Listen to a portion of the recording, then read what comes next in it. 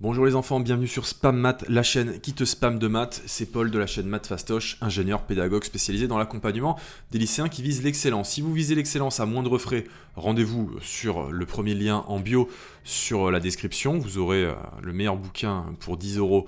C'est le meilleur investissement que vous puissiez faire. Et si vous voulez des cours particuliers avec moi, vous m'écrivez sur mon Instagram, Math Fastoche. Il sera aussi noté dans la bio ou dans les commentaires épinglés. Ici, je vous propose un joli petit exercice, un joli petit résultat, qui est une belle petite manipulation du cours sur la convexité. Alors, c'est pas extrêmement difficile, néanmoins, ça nécessite vraiment de coller tous les éléments de cours importants. Donc ici, vous voyez qu'on a une fonction qui est à la fois dérivable, convexe, strictement croissante sur un intervalle AB. Ok, donc l'idée, ça va être de démontrer que la limite de f en plus l'infini vaut plus l'infini forcément quand on a toutes ces conditions préalables qui sont réunies. Donc, la convexité, vous savez que ça a un lien avec la dérivée seconde, ça veut dire que la dérivée seconde est positive, mais en même temps, ça veut aussi dire qu'on est au-dessus de toutes les tangentes, mais ça veut aussi dire qu'on est en dessous des cordes. Donc il faut toujours, quand on parle de convexité, vu que ça nous est précisé, on sait qu'on va devoir se servir de la notion de convexité, de cette information, il va falloir essayer d'avoir la bonne intuition sur laquelle des trois caractérisations de la convexité on va se lancer. Le premier truc qui est important, c'est de voir qu'elle est strictement croissante. Comment est-ce qu'on peut traduire le fait que la fonction soit strictement croissante ? C'est qu'il existe un c qui appartient à l'intervalle qu'on nous fournit là, donc de a à plus l'infini. J'aurais dû mettre directement un c strictement plus grand que a, enfin supérieur ou égal à a, tel que f' de c est positif, strictement. D'accord ? Ça, c'est une condition minimale qu'on peut tirer de l'information. On a ce truc-là. Ok ? Donc, comme je vous l'ai dit tout à l'heure, on a plusieurs caractérisations de la dérivée seconde, enfin de la convexité par rapport à sa dérivée seconde. On a donc le fait que la dérivée seconde soit positive, mais ça, en réalité, on n'a strictement rien à faire. Ça ne va pas nous apporter grand-chose.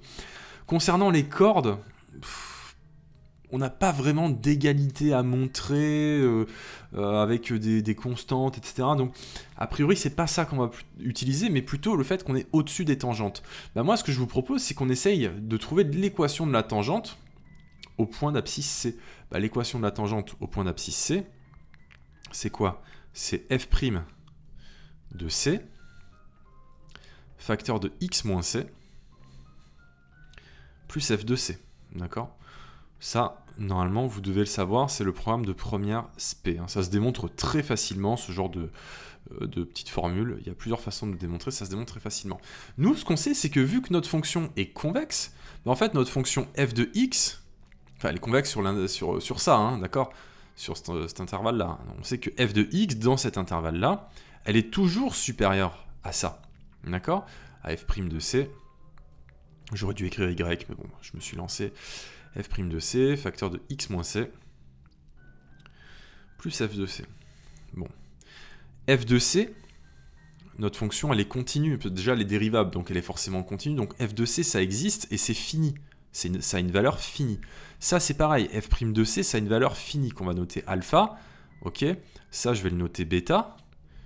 Mais le truc, c'est que si je passe à l'opérateur limite là-dedans, j'ai que la limite de f de x sera supérieur à la limite de tout ça, de tout ce qui est à droite. Sauf que la limite de ce truc-là, quand x tend vers plus l'infini, la limite évidemment en plus l'infini, voilà.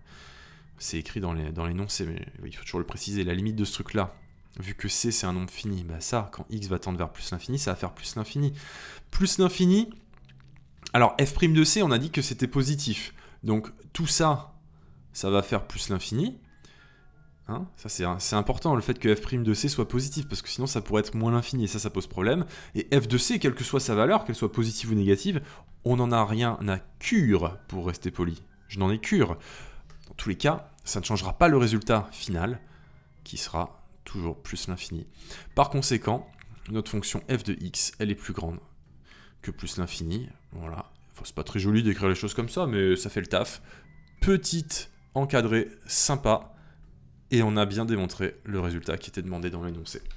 Qu'est-ce que vous en pensez? Moi, je trouve ça assez chouette, ce genre de petits résultats de cours. Ça devrait être des... Vous savez, il y a 10-12 ans, quand j'étais en terminale, on avait des ROC, restitutions organisées des connaissances.